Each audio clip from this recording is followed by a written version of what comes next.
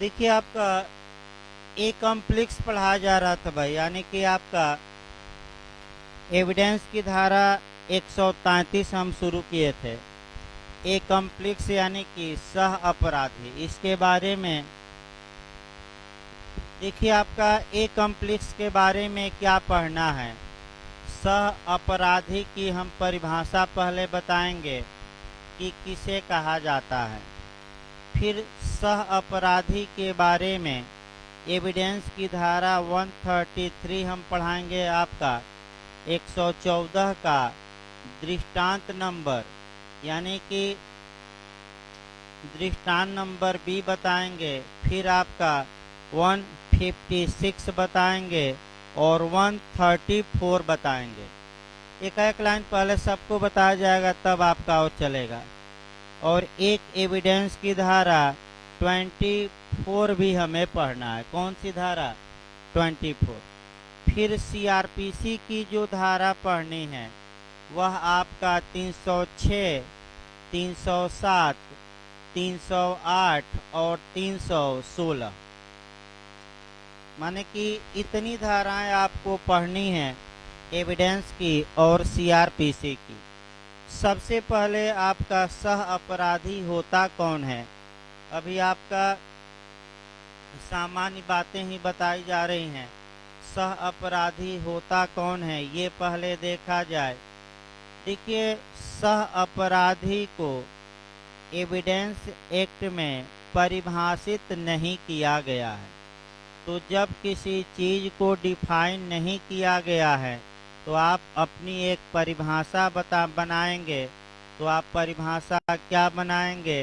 ये परिभाषा बनाएंगे कि जब दो या दो से अधिक व्यक्ति किसी अपराध में संपृक्त होते हैं, माने कनेक्टेड रहते हैं, जुड़े हुए होते हैं, सहभागी होते हैं, भागीदार होते हैं या पार्टनर होते हैं, जो भी कहिए, जुड़े हुए हों, सह आपका सहयुक्त हो या पार्टनर हो या आपका कनेक्टेड हो, और उनका जो कनेक्शन होता है वह इरादे के साथ होता है, यानी कि उनका इरादा उस अपराध को करने का होता है। तो इन सभी व्यक्तियों को आपस में एक कॉम्प्लेक्स कहा जाता है, सह अपराधी कहा जाता है। तो अगर आपसे कोई पूछे कि सह अपराधी किसे कहा जाता है तो एक लाइन बताइएगा कि जब दो या दो से अधिक व्यक्ति किसी अपराध में संपृक्त हों और उनका इरादा उस अपराध को करने का हो तो उन्हें आपस में क्या कहा जाता है? सह अपराधी। सह अपराधी का शाब्दिक अर्थ होता है आपका अपराध साथ साथ किया जाना, अपराध में पार्टनर होना, अपराध से जुड़ा होना या अपराध में भागीदार होना या अपराध में साझीदार होना। जो सबसे महत्वपूर्ण पॉइंट है कि अपराध में भागीदार भी हैं, लेकिन उसका इरादा उस अपराध को करने का भी है, तभी हम उसे एक कॉम्प्लेक्स या सह अपराधी कहेंगे। यदि इरादा अपराध करने का न हो और अपराध से जुड़ा हो तो किसी भी हाल में हम ऐसे व्यक्ति को सह अपराधी नहीं कहेंगे। अब क्वेश्चन भी निकाल लिया जाए। क्वेश्चन मेंस में तो बनता ही है, आपका बता ही जाएगा। प्री में पहला क्वेश्चन ये बनता है कि निम्नलिखित में से कौन सह अपराधी हैं या सह अपराधी नहीं है। वह एक लिस्ट आपको तैयार करना पड़ेगा और दिमाग बस ये लगाना पड़ेगा कि क्या यह व्यक्ति इस अपराध में इरादे के साथ, अर्थात आपका इंटेंशन के साथ या अपराध करने के की इच्छा के साथ जुड़ा है कि नहीं। अगर वह व्यक्ति अपराध करने की इच्छा के साथ जुड़ा हो तो उसे सह अपराधी मानिएगा, और इच्छा के साथ न जुड़ा हो तो उसे सह अपराधी न मानिएगा। 3-4 मैं उदाहरण शुरुआती दौर में बता दूं।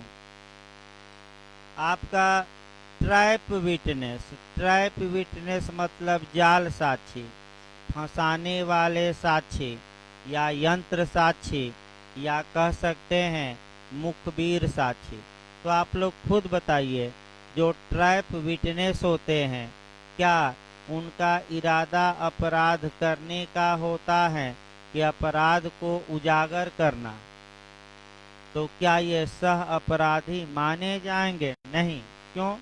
क्योंकि ये अपराध करने के इरादे से उस अपराध में नहीं जुड़े हैं, बल्कि अपराध उजागर हो जाए इसलिए जुड़े हैं। दूसरा, ये दुराचार की शिकार महिला भी सह अपराधी नहीं मानी जाएगी, जो प्रपीड़न के कारण रिश्वत देता है, यानी कि जिसको धमका दिया गया और धमकी के प्रभाव में आकर कोई व्यक्ति रिश्वत देता है, तो आप लोग बताइए, क्या वह रिश्वत देने वाला सह अपराधी माना जाएगा कि नहीं? नहीं माना जाएगा, क्योंकि वह स्वेच्छा से रिश्वत नहीं दिया है, बल्कि मजबूरी में और धमकी वश दिया है। लेकिन यही अब थोड़ा दूसरा आइए, जो बेश्या होती है, क्या उसे सह अपराधी माना जाएगा कि नहीं? माना जाएगा,